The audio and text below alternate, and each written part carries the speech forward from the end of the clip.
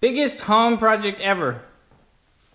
So right now, what we're trying to do is paint this gigantic entertainment center, which is about 20 feet wide, about 10 feet tall. We're trying to paint it to match our fireplace, which was like it when we moved in.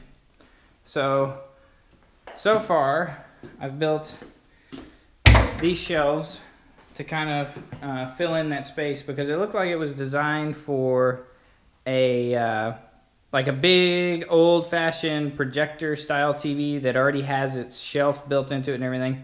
So I measured this area right here, and it should be big enough for like a 60-inch, but we only have a 48-inch, so it gives me an even gap all the way around. Another thing we've done is sanded everything to give it a rough surface, because it was just stained wood, so it was really smooth. We stripped everything down. These are the holes for the brackets that hold up the shelves. And then there's some mirrors back here. We taped all that off. And right now I'm building a tape room, or I guess a paint booth almost, around everything. So we've got everything taped off. We're getting really close to starting to spray. And one of the things that I learned was ventilation was really important. So what I'm going to do is I'm going to keep the tape room kind of consistent, and then I'm going to put a fan right here, a box fan in the window, and take the screen out so that I can just turn the box fan on kind of like a low, and it'll constantly draw air through this paint booth outside, and it'll keep me from suffocating and dying. Even though I'm using a respirator, it's still going to be kind of tough.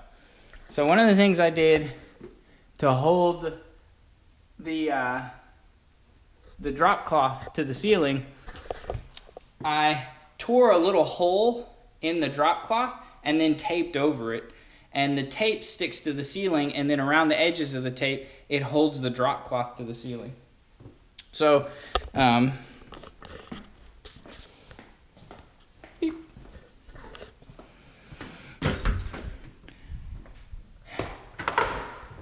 I have never actually sprayed anything before, but I have a compressor.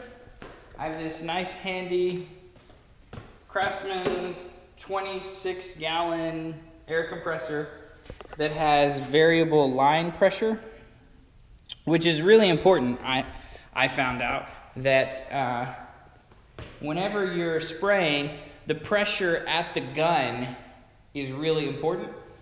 And I knew this had variable line pressure settings whenever I bought it, because my air tools for all my mechanics stuff run at 90 psi, and I found out that if I run them at like 150 psi in the line, they work a lot better, because it's a smaller tank than if I had it in a shop. So I knew that had variation on it, and so what I did is I watched several videos on YouTube, and I'll put up the links for you guys.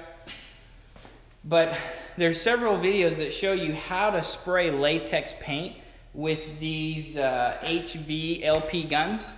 So we went to Lowe's. Actually, we bought this at Home Depot. Get over here in the light.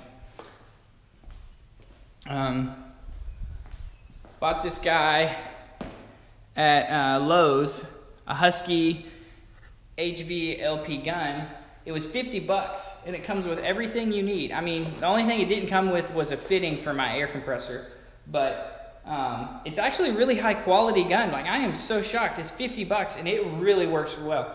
So here was my first attempt at spraying.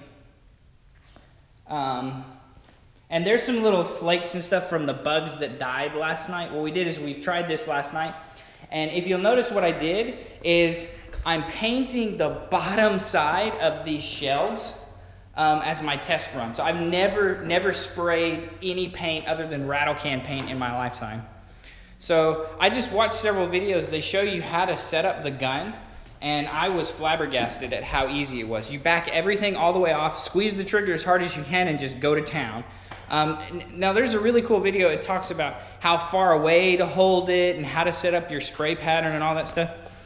So I did exactly what they said in the video. I got me a piece of cardboard. I had a few test sprays. When I took it out of the box, that bottom right-hand corner, that's what it looked like. So I just backed everything off, and then it worked perfect. Really worked perfect. Now the first time I sprayed it, it was real globby, but that was because I had my air pressure set at right down here at 30, because they said you need 30 pounds. But what I forgot to do was whenever you squeeze the trigger, this actually drops. So whenever I put it up to around 50, when I squeeze the trigger, it goes down to around 25, which is perfect for this gun. 25 PSI when you're holding the trigger is perfect for the gun. And it just went on beautifully. I mean, we painted that cabinet, or that shelf over there, and all of these shelves in 30 minutes. And a big part of that is because I was kind of inspecting it. I didn't really know what I was doing. And another cool thing about this spray gun, it literally used 1 cup of white paint. I measured it out. So we bought this cheap paint over here. It's paint mixed with primer. 1 cup of 1 cup of that paint painted all of these shelves 1 coat. I mean, 1 cup. It was nothing. And there was another video I saw where this guy used washer fluid to thin the paint to spray it through this type of a gun. And I was like, oh my gosh, that's ridiculous. And then he started describing why he did it. And he said it's because the washer fluid is mostly alcohol. Duh, I'm an engineer. That makes perfect sense. In chemistry class, whenever we were trying to dry a chemical out to get all the water out of the powder that we had made or whatever, you spray it with alcohol. And I can't remember all the technical reasons, but the alcohol breaks down the water somehow and makes it evaporate like that. So the blue coloring is just the color of alcohol. It's not actually a color of material that you're spraying into the paint. So I mixed, the guy said 20% of that washer fluid with however much paint. So if you use 1 gallon, you want to use 20% of 1 gallon mixed with that paint. And it really makes it watery, but you can see I mixed that blue washer fluid with it, and you can't see, it came out perfectly white. Now the reason there's some kind of stripes and some colors is because I was still trying to figure out how to spray, but whenever I put a second coat on this, which, you know, we're probably gonna do a second coat, it's gonna come out perfect. And you know the globbing that I was talking about? It's kind of like this right here. But again, I think when I hit this with a second coat, that's gonna go away. But that was just because I didn't have my gun set up properly. Once I got my gun set up, it was beautiful. I mean, quick, very professional results.